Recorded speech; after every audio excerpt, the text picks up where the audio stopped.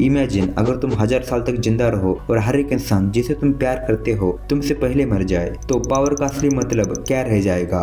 Strength, magic या time? Free rein के world में पावर सिर्फ स्पेल्स और माना का गेम नहीं है, ये एक फिलोसॉफिकल बैटलफील्ड है जहां मैजिक के पीछे इमोशनल कॉस्ट छुपा हुआ है। और आज हम देखने वाले हैं फ्री रेन के पावर सिस्टम में कैसे काम करता है, क्यों ये एनिमी के सबसे यूनिक मैजिक सिस्टम्स में से एक है और कैसे ये सिस्टम लाइफ के बारे में एक डेंजरस ट्रुथ रिवील करता है। बट आगे बढ़ने से पहले एक वार्निंग, जब तुम समझोगे कि फ्री रेन का पावर सिस्टम एक्चुअली कैसे काम करता है, तुम रियलाइज करोगे कि सबसे पावरफुल चीजें मैजिक नहीं परसेप्शन है, और यही रियलाइजेशन फ्री रेन की जर्नी का टर्निंग पॉइंट बनेगा।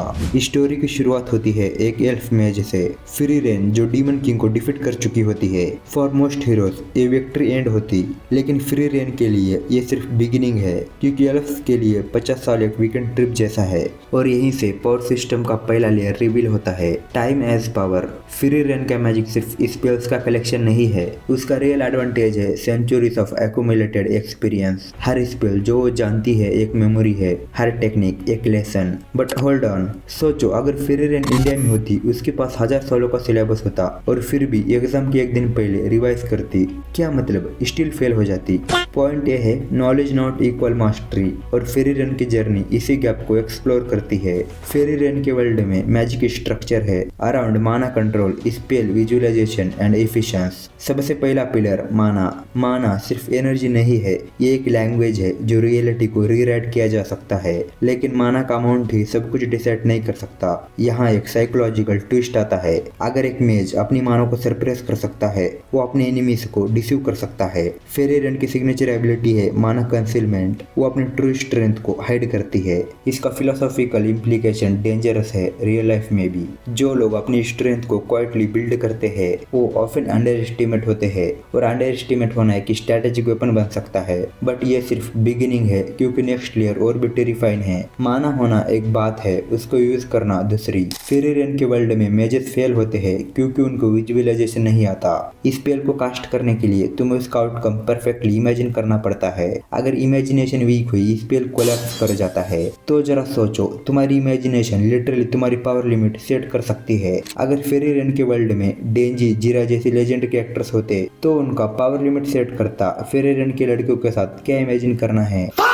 और यही रीजन है टैलेंटेड मेजेस भी डीमन से हार जाते हैं। डीमंस के पास एक टेरिफाइंग एडवांटेज होता है, अनफिल्टर्ड इंटेंट। वो हेजिटेट नहीं करते, ह्यूमन डाउट करते हैं, डीमंस एग्जीक्यूट करते हैं, और एक गैप, फियर का गैप, पावर सिस्टम का कोर टेंशन बन जाता है। फ्री रेन की रियल मेंटरशिप इनडायरेक्टली आती है उनके पास्ट कंपेनियन से, स्पेसिफिकली हिमेल। उनकी मेमोरी फ्री रेन को एक क्रूशियल लेसन सिखाती है। पावर का पर्पस कनेक्शन है, मैजिक सिर्फ डिस्ट्रक्शन का टूल नहीं है, वो ब्रिज क्रिएट करता है between people, between eras. Frieren gradually realize करती है कि सेंचुरीज ऑफ मैजिक कलेक्ट करना मीनिंगलेस है अगर उसे वो ह्यूमन इमोशन समझने के लिए यूज नहीं कर सकती। ये रियलाइजेशन पावर सिस्टम को इमोशनल डायमेंशन देता है, और ऑनेस्टली ये वही मोमेंट है जहाँ एनिमी तुम्हें क्वाइटली अटैक करता है। कभी सोचा है, हम भी स्किल्स को कलेक्ट करते रहते हैं, लेकिन कभी किसी को जेन्युइनली समझने की कोशिश की है? अगर की है तो कमेंट में बताओ वो कौन सी स्किल है। जब फ्री रेन अपनी जर्नी कंटिन्यू करती है, हम देखते हैं एडवांस्ड मैकेनिक्स, स्पेल, स्पेलाइजेशन। हर मेज का एक ही निश होता है, कुछ डिफेंसिव एक्सपर्ट्स होते हैं, कुछ ऑफेंसिव, कुछ अल्टीलिटी बेस्ड। फ्री रेन के स्पेशलाइजेशन, एडेप्टेबिलिटी, उसके पास थाउजेंड्स ऑफ स्पेल्स है, यूजलेस से लेकर गॉड टियर तक, लेकिन उसकी रियल स्ट्रेंथ है पैटर्न रिकॉग्नाइजेशन। वो बैटलफील्ड को रीड करती है जैसे एक चेस ग्रैंड मास्टर। और यहाँ एक्साइटमेंट स्पाइक होता है, क्योंकि जब फ्री रेन फाइट करती है वो ब्रूट फोर्स से नहीं इंटेलिजेंस से जीतती है, और इंटेलिजेंस बेस्ड कॉम्बैट अनप्रेडिक्टेबल होता है। Every fight becomes a puzzle. Demons free rein के पावर सिस्टम का डार्क मिरर है। उनका मैजिक हाइपर एफिशिएंट होता है, वो इवोल्यूशनरी डिजाइनड है डिसेप्शन एंड किलिंग के लिए, लेकिन उनकी वीकनेस शॉकिंग है। डीमंस इमोशंस को इमिटेट करते हैं, फील नहीं करते, और ये डिफरेंस उन्हें प्रेडिक्टेबल बनाता है। फ्री रेन इस प्रेडिक्टेबिलिटी का एक्सप्लॉइट करती है,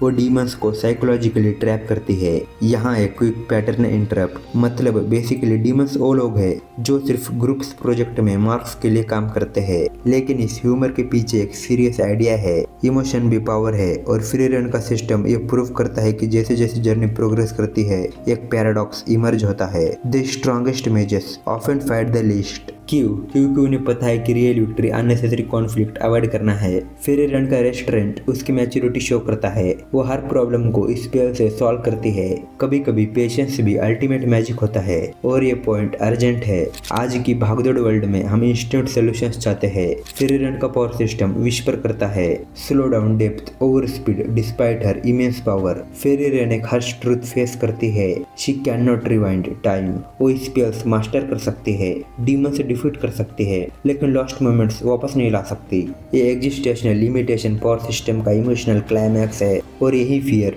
ट्रिगर होता है। व्हाट इफ अल्टीमेट पावर भी तुम्हें रिग्रेट से नहीं बचा सकता। फेरी रन की बैटल सडनली इंटरनल हो जाती है, एक्सटर्नल एनिमी सेकेंडरी बन जाते हैं। रियल फाइट है अंडरस्टैंडिंग ह्यूमन फ्रेजिलिटी। इस ऑर्डर के बाद फेरी रन एक रिफाइंड फिलॉसफी अडॉप्ट करती है। पावर का गोल डोमिनेशन नहीं प्रिजर्वेशन है। वो मैजिक कलेक्ट करती है, लेकिन अब उसका फोकस शिफ्ट हो चुका है। हर स्पेल एक ब्रिज है पास्ट और फ्यूचर के बीच। उसकी जर्नी एक अर्चू बन जाती है, मेमोरीज का, इमोशंस का और ट्रांसफॉर्मेशन इंस्पायरिंग है। क्योंकि फेरी रन प्रूव करती है कि ग्रोथ का मतलब सिर्फ स्ट्रॉन्गेस्ट होना नहीं, डीपर होना है। अब जब फेरी रन फाइट्स करती है, उसका स्टाइल इवॉल्व हो चुका होता है। वो कैलकुलेटेड रिस्क लेती है, हर मूव इंटेंशनल होता है। Mana control plus visualization plus emotional intelligence. ये टेरिफिक्टा उसे नियरली अनबीटेबल बनाता है। स्टोरी यहाँ खत्म नहीं होती, क्योंकि हर विक्ट्री एक रिमाइंडर है, टाइम स्टिल मूव्स फॉरवर्ड। और अर्जेंसी यहाँ से आती है। फेरी रन के पास सेंचुरीज है, हमारे पास नहीं है। सो फाइनल रियलाइजेशन ये है,